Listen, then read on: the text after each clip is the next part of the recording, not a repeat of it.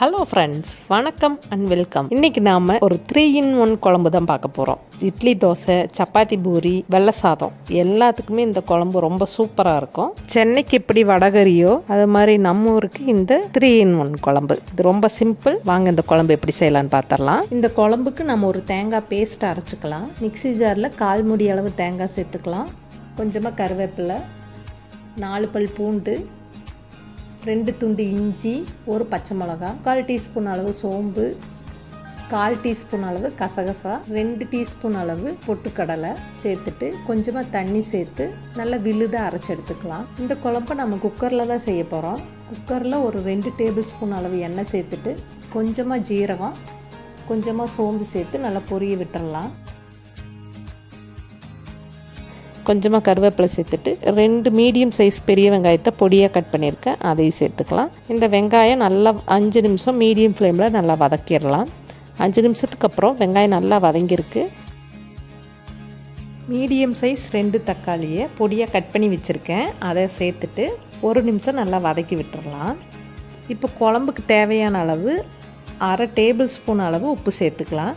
உப்பை சேர்த்து நம்ம தக்காளி வதக்குனா தக்காளி சீக்கிரம் வெந்துடும். தக்காளியை நல்லா மசிய வேக விட்டுட்டு தக்காளி நல்லா மசிஞ்சு வெந்ததுக்கப்புறமா 1/4 கிலோ கத்திரிக்காயை இது மாதிரி நீல வாக்கில் கட் பண்ணியிருக்கேன். கத்திரிக்காயை சேர்த்துட்டு அடுப்பை மீடியம் ஃப்ளேமில் வச்சுட்டு கத்திரிக்காயை இந்த எண்ணெயோட நல்லா வதக்கிடலாம். கத்திரிக்காய் நல்லா வதங்கியிருக்கு. ஒரு உருளைக்கிழங்கு கட் பண்ணி வச்சுருக்கேன், அதையும் சேர்த்துட்டு நல்லா வதக்கி விட்டுறலாம்.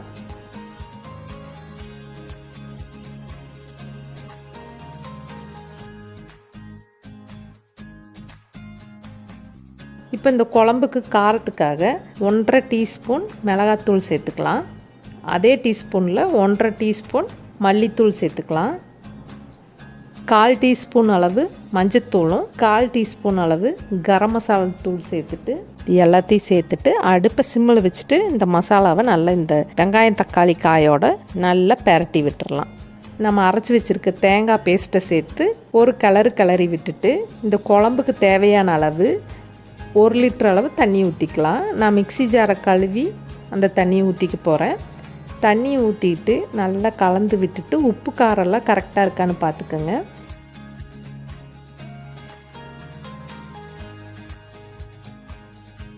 இந்த அளவில் நீங்கள் குழம்பு வச்சிங்கன்னா 4 பேர் தாராளமாக சாப்பிட்லாம். குக்கருக்கு மூடி போட்டு ஒரு 4 விசில் விட்டுறலாம். 4 விசில் வந்ததுக்கப்புறம் ப்ரெஷர் இறங்கிடுச்சு. குக்கரை திறந்துட்டு குழம்பு எப்படி வந்திருக்குன்னு பார்க்கலாம். ரொம்ப அருமையான ஸ்மெல்லில் குழம்பு ரொம்ப சூப்பராக இருக்குது. ஒரு கிரேவி பதத்தில் இருக்குது இந்த குழம்பு. இந்த குழம்புல இட்லி, தோசை சாப்பிட ரொம்ப சூப்பராக இருக்கும். சப்பாத்தி, பூரிக்கும் ரொம்பவே அருமையாக இருக்கும். மதியத்துக்கு வெள்ளை சாப்பாட்டுக்கு சூடான குழம்பு ஊற்றி சாப்பிட்டு பாருங்கள். திரும்ப இந்த குழம்பு செய்வீங்க. கடைசியாக தம்மல்லி தழை போட்டு நம்ம குழம்பை இறக்கிடலாம். உருளைக்கிழங்கு போட்ட 3-in-1 குழம்பு ரெடி ஆகிடுச்சு. இதே குழம்பு நீங்கள் உங்கள் வீட்டில் ட்ரை பண்ணி பார்த்து எப்படி வந்துச்சுன்ற ஃபீட்பேக் எனக்கு கமெண்ட்ஸில் சொல்லுங்கள். இப்போ தான் நீங்கள் மொத நம்ம ஃப்ரம் கோவை சேனல் பார்க்குறீங்கன்னா மறந்துடாமல் நம்ம சேனலை சப்ஸ்கிரைப் பண்ணி வச்சுக்கோங்க. பக்கத்தில் இருக்க பெல் ஐக்கானில் ஆல்ன்ற ஆப்ஷனை கிளிக் பண்ணி வச்சுக்கோங்க. திரும்பவும் நான் இன்னொரு நல்ல ரெசிபி வீடியோவில் உங்களை சந்திக்கிறேன். அது வரைக்கும் தேங்க்யூ, பை, டேக் கேர்.